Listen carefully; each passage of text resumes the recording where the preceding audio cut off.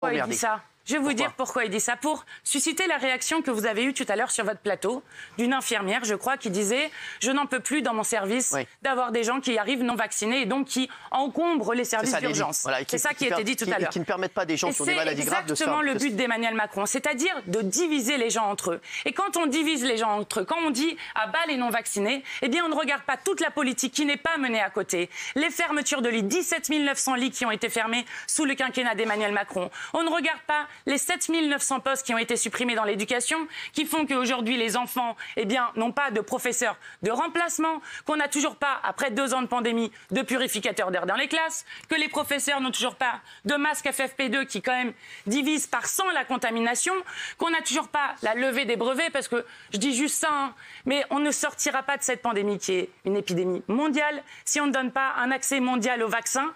Et il se trouve que Emmanuel Macron et la France l'a refusé par 2 fois.